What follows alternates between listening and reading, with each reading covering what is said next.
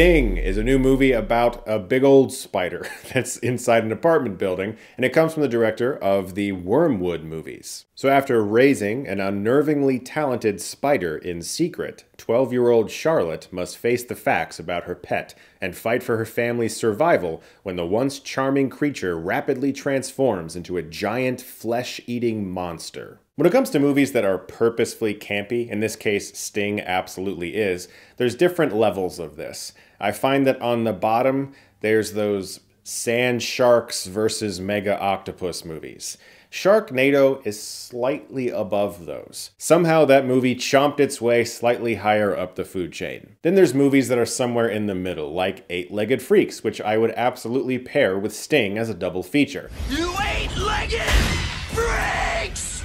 And slightly higher still, you got movies like Crawl, or Killer Clowns from Outer Space, or The Blob. There are so many films that are beloved, usually monster movies of some kind, that are trying for this very difficult to achieve combination of thrills and camp. And while Sting is not the best one that's ever been made, I do think it succeeds more often than it fails. If you guys watched my Halloween special from a couple years ago, you know that I have always been a big fan of Eight-Legged Freaks. When it comes to giant spider movies or movies about spiders in general, like Arachnophobia, if they're done well, if they're actually made with care, if they got a budget for once for one of these movies, they tend to be really fun. And Sting for me was exactly that. This is a film that opens with a tiny little asteroid coming down out of space, landing in an apartment, and a small spider crawling off of that asteroid. From those opening images and the following credit sequence that features a tiny spider crawling through a dollhouse, making it look gigantic, you know that this movie understands exactly what it is.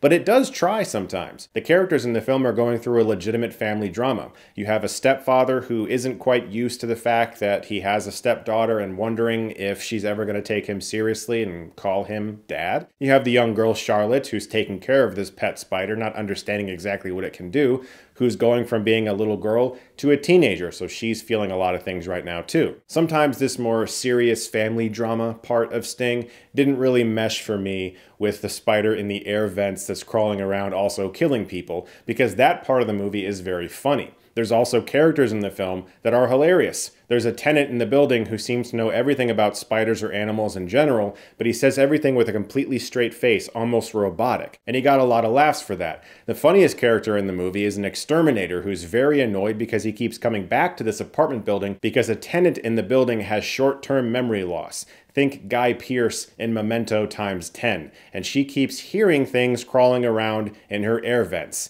And she keeps getting up and calling the exterminator over and over again because she forgets that she called already. And so that character, the exterminator, has to deal with this and is very, very funny. He has the funniest line in the movie, which I won't spoil. It's not like it's a profound line or anything, but he falls down a laundry chute, rolls over, and screams something that just says exactly what that character would say after experiencing what he just experienced. So the movie is purposefully funny, just like Eight-Legged Freaks was, but it also has a little more drama that Eight-Legged Freaks simply didn't have. Sometimes it works. For instance, I found the most interesting aspect of that family dynamic is that the stepfather, who is the artist and has a lot of ideas for this comic, is not as good a writer as his stepdaughter. She actually has all of the better ideas, and they're ideas that he wants to keep changing because it's sort of like this 12-year-old can't be better at this than me, and he can't bring himself to accept some of her changes even though they might be better. That's a very interesting aspect of this movie that goes far beyond what it might have needed as a movie about a spider crawling around through an apartment complex slowly killing people. I was also very pleasantly surprised that unlike Eight-Legged Freaks, this movie is rated R and very gory. There are some nasty, gnarly deaths and some very sickening images. Sting is not going to change the world, nor is it going to change the face of monster movies, but what it is a very well-made, purposefully camp, sci-fi B-movie with a good monster, and some good performances. It's got some great kills, and that's really all a movie like this needs. It does reach a little bit beyond that, trying to have some legitimate family drama that sometimes weighs the movie down a bit, and doesn't quite mesh with the funnier tone that the movie often achieves very well. And I do wish that that part of the tone was harnessed a little better.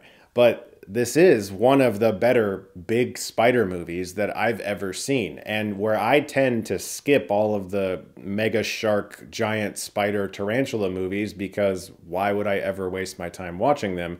Sting is a movie that I would watch again one day. Like I said, paired with Eight-Legged Freaks, very nice double feature for a bunch of friends and some popcorn, or what other elements you might enjoy having while watching them. So guys, thank you so much as always for watching. Look forward to more videos very soon, and if you like this, you can click right here and get Stuckmanized.